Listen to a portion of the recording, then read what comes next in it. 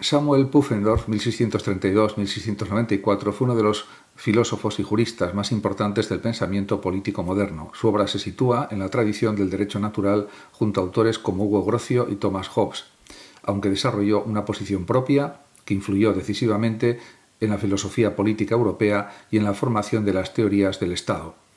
Su principal objetivo fue explicar cómo los seres humanos pueden convivir pacíficamente mediante normas racionales que no dependen exclusivamente de la religión o de las costumbres particulares de cada sociedad.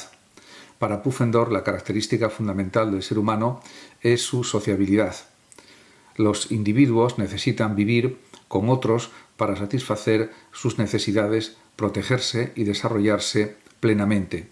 Sin embargo, esa inclinación a la vida social no elimina los conflictos, ya que las personas también persiguen intereses propios y pueden perjudicarse mutuamente. Por ello, resulta necesario establecer reglas de conducta que permitan una convivencia estable y segura. Estas reglas constituyen el derecho natural entendido como un conjunto de normas derivadas de la razón humana. Según Pufendorf, la ley natural obliga a los individuos a respetar a los demás, cumplir las promesas, evitar daños injustificados y contribuir al mantenimiento de la paz social. Dichas obligaciones no surgen de decisiones arbitrarias, sino de la propia naturaleza racional y social de los seres humanos. En el ámbito político, Pufendorf sostuvo que el Estado surge mediante un acuerdo entre individuos que desean garantizar su seguridad y bienestar. Aunque comparte con Hobbes la idea de que el poder político tiene origen convencional, rechaza la visión extremadamente pesimista de la naturaleza humana. El Estado no existe únicamente para impedir una guerra permanente entre todos, sino para promover un orden que haga posible la cooperación y la vida civilizada. Otro aspecto relevante de su pensamiento es la distinción entre moral, derecho y religión. Pufendorf defendió que las instituciones políticas debían poseer cierta autonomía respecto de las autoridades religiosas.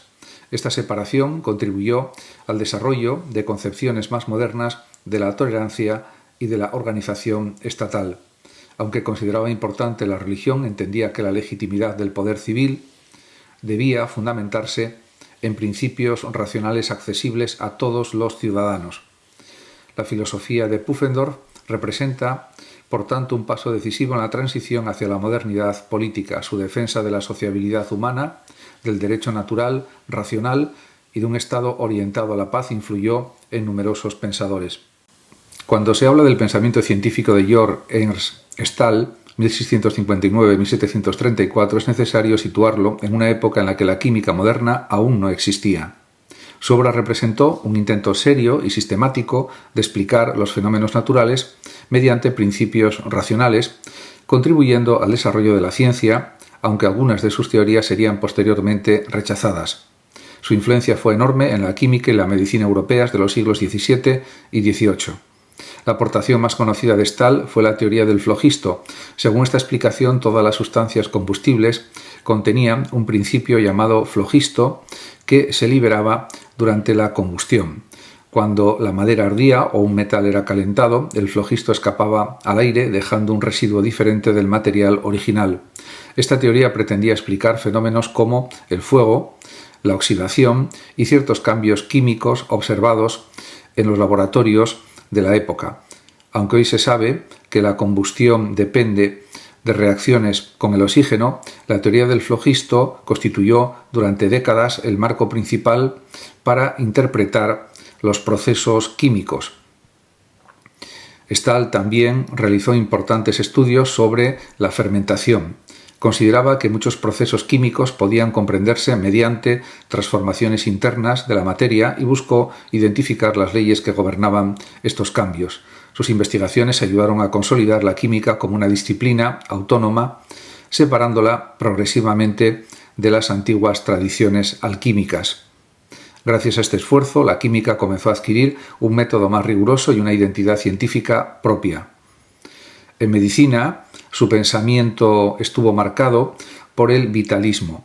Stahl sostenía que los seres vivos no podían explicarse únicamente mediante mecanismos físicos y químicos. Creía que existía un principio vital denominado ánima, responsable de organizar y dirigir las funciones del organismo. Según él, la diferencia esencial entre un cuerpo vivo y uno inerte residía en la acción de esta fuerza vital. Por ello rechazó las interpretaciones puramente mecanicistas que comparaban el cuerpo humano con una máquina.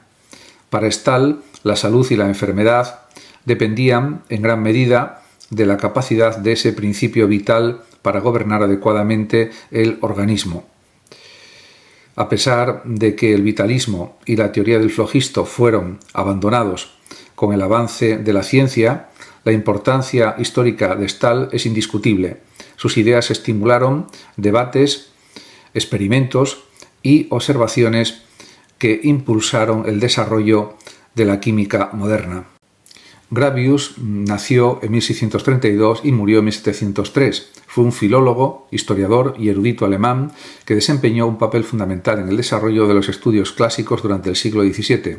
Nació en Naumburgo, en Sajonia, y desarrolló la mayor parte de su carrera académica en los Países Bajos, especialmente en la Universidad de Utrecht. Aunque no fue un filósofo en el sentido estricto del término, ni un científico experimental, su pensamiento contribuyó de manera decisiva al conocimiento histórico y también al estudio crítico de las fuentes de la antigüedad clásica. En este sentido, el núcleo de su pensamiento puede definirse como un humanismo erudito, basado sobre todo en la convicción de que el conocimiento riguroso de los textos antiguos constituye una herramienta esencial para comprender la historia, la política, la cultura y la sociedad. Gravius consideraba que los autores griegos y romanos antiguos conservaban una sabiduría histórica que debía estudiarse mediante métodos críticos, comparando manuscritos, corrigiendo errores de transmisión y contextualizando las obras dentro de su época.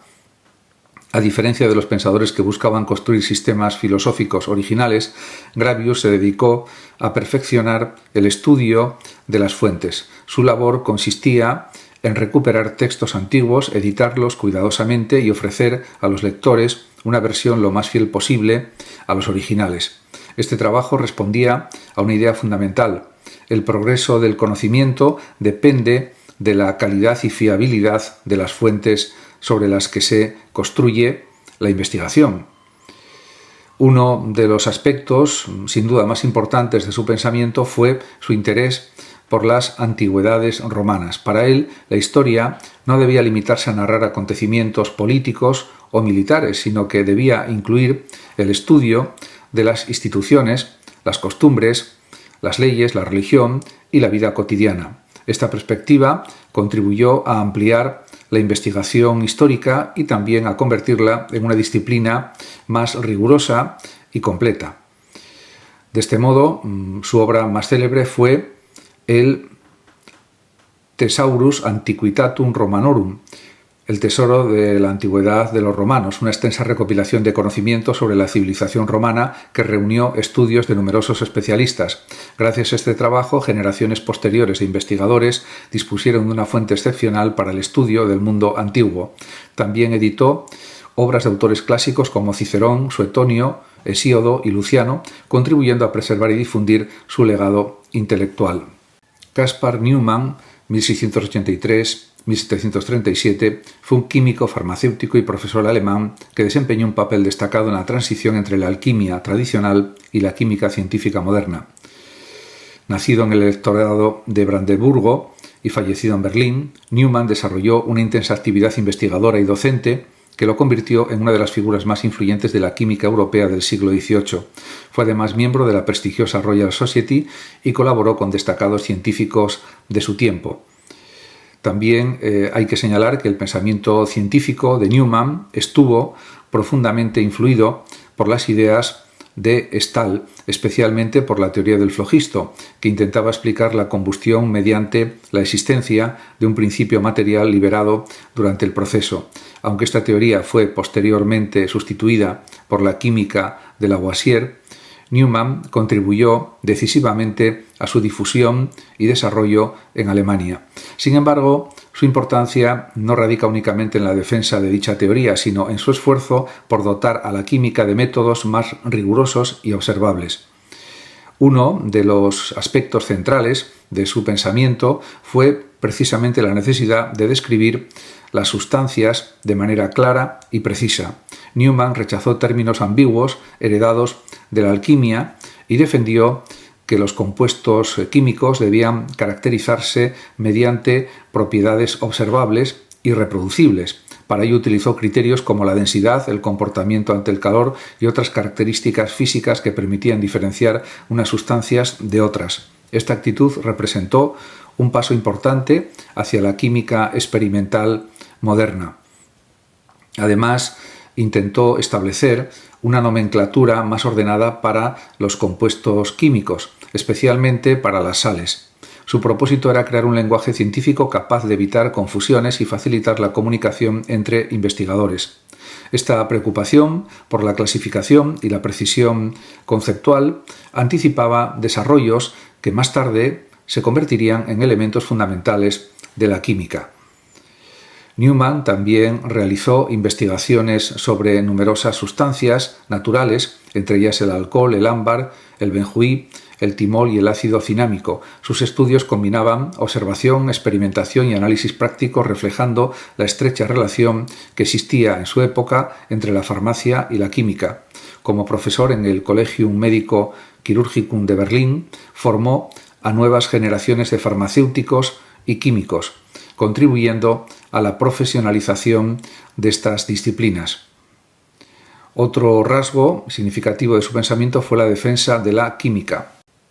Reimarus, 1694-1768, fue un filósofo y teólogo alemán de la Ilustración, reconocido por su defensa de la religión natural y por su crítica racional de la revelación religiosa. Nacido y fallecido en la ciudad de Hamburgo, desarrolló una obra que ejerció una profunda influencia en el pensamiento religioso moderno y en los estudios históricos sobre el cristianismo. Aunque muchas de sus ideas permanecieron inéditas durante su vida, su pensamiento se convirtió posteriormente en una referencia fundamental para la crítica bíblica y la investigación histórica de la religión.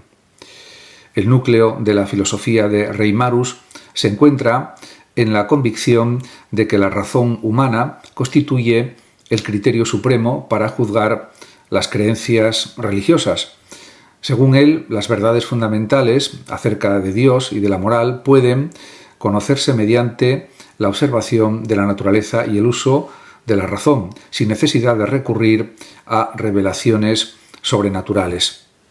Esta posición lo sitúa dentro de la corriente conocida como deísmo, muy influyente durante la Ilustración europea. Y en este sentido hay que decir también que Reimarus sostenía que el universo revela la existencia de un creador inteligente y ordenado.